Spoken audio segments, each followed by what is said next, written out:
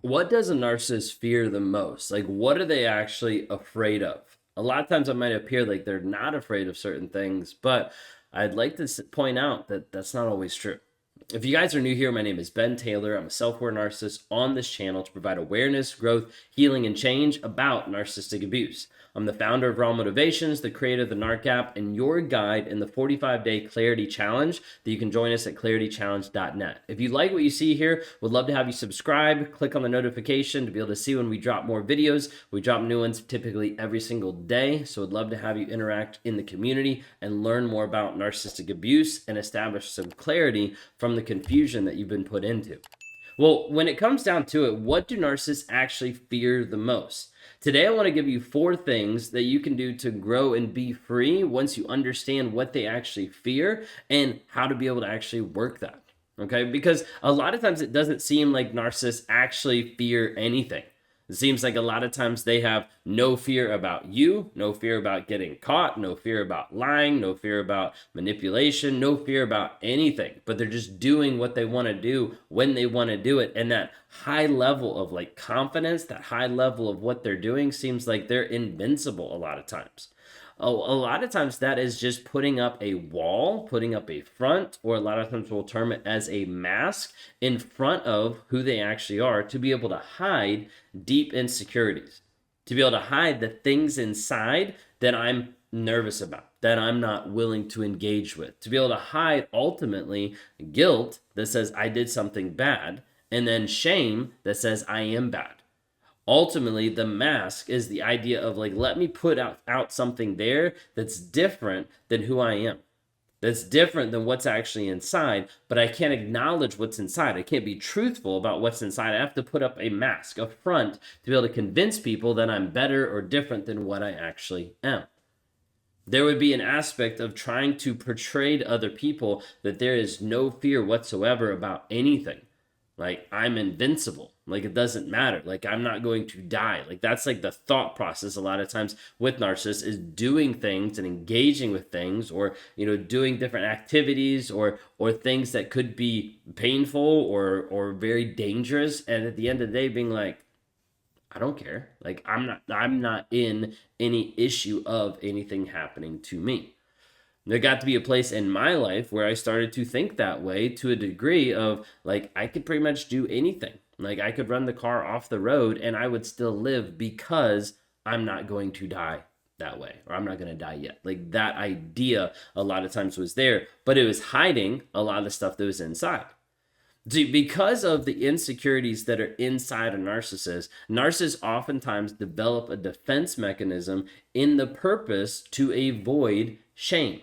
The goal is, I need to avoid how I feel, what's actually inside, and I need to put it on other people. Sometimes project that onto the people, sometimes rage out on other people, blame other people, whatever it might be. So as a result, there's the creation of a mask, of something that I put up in front of my face that says, no, I'm confident when I'm not. Like, no, I know exactly what I'm talking about when I have no clue what I'm talking about. Like, those type of things are there to be able to hide the insecurities. The automatic compliance of like, you need to do what I want you to do. The manipulation, all of this is to position themselves better or in charge of you or in of the situation.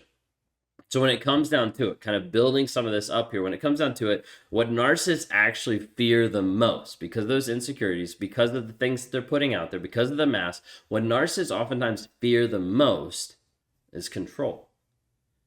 You see, sometimes people think that narcissists love themselves. They don't love themselves. They hate themselves a lot of times. What they actually love is they love the control, the addiction, the fascination of controlling the mask, of controlling you, of controlling the image that they're putting out there, of controlling the money or the status, whatever it might be. It's the idea of like, I can't lose control of what I'm putting out there.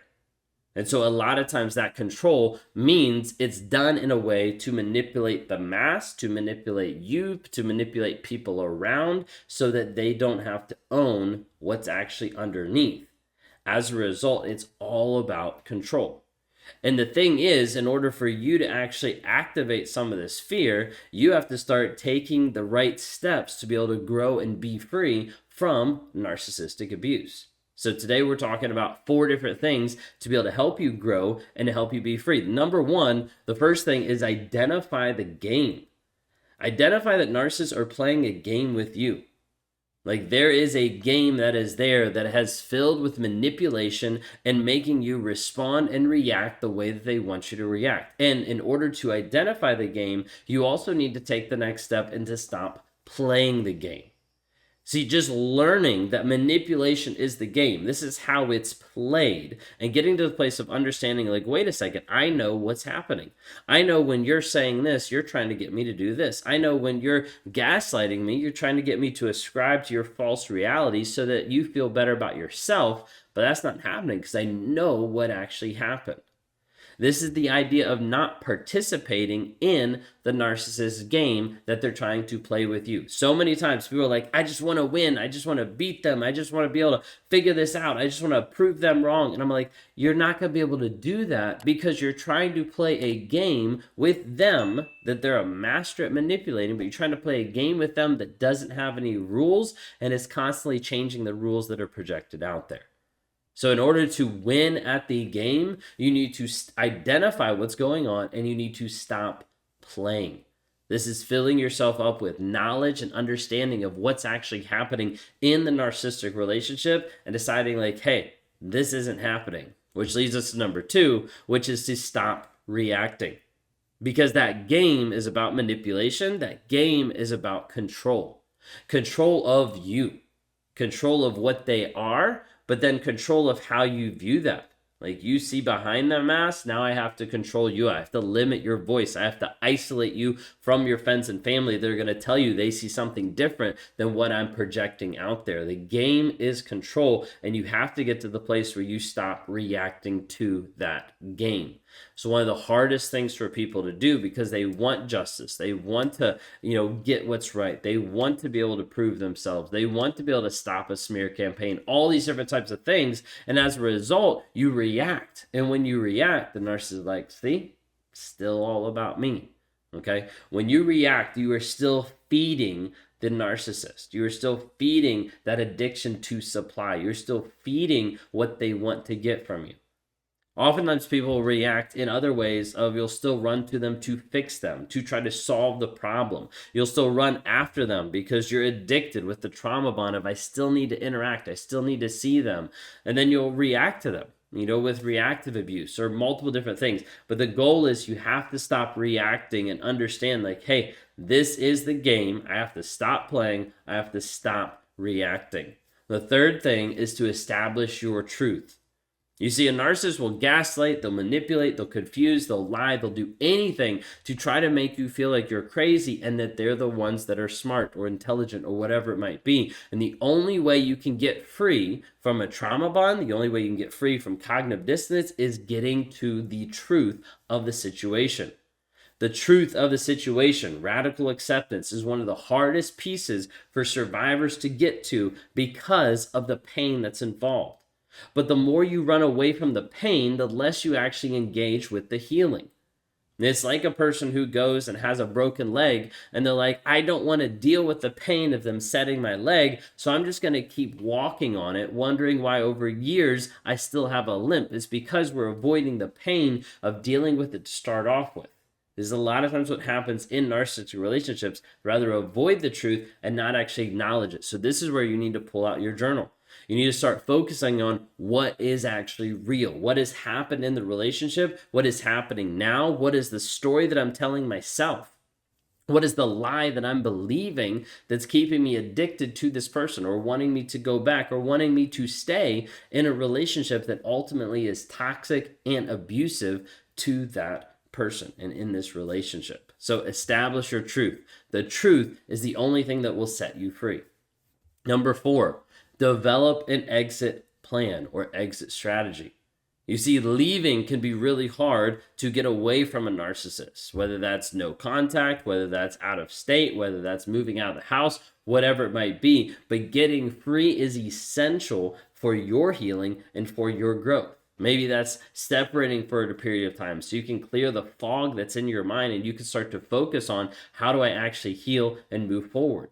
Make sure in any way that you do this that you're getting either counsel or advice, or like going through a process to make sure that you're being safe in how you get away. Sometimes this is where people are out of the house when the other partner has served divorce papers, or they've moved to another different place. They've established an aspect where they have money coming in from another supply, another source, or maybe they are with another family member to be able to help provide for a period of time. Getting around other people to help support you is essential in your exit strategy and in your exit plan. All these different things, identifying the game, stop playing, stop reacting, establishing your truth, and building an exit plan, are all things that narcissists fear because they're losing their control, their influence over you. Last but not least, don't discount abuse because of love or because of a false apology. A lot of times people will stick around way too long and build in a trauma bond because they have this hope or potential that the other person is going to change or is going to care about them. If you're going through all of this and you'd like more help and more information on this, go to narcapp.com. NARCAPP stands for Narcissistic Abuse Recovery Community, narcapp.com, to be able to find advice, communication, to be able to find different people who are going through the same exact stuff as you, so you understand that you're not crazy, you're not alone, you're not hopeless. Reach out to ask for more help, and we'll be able to help you in those situations, to give you advice, to help you through, to help you with that accountability as you heal, as you grow, and as you change.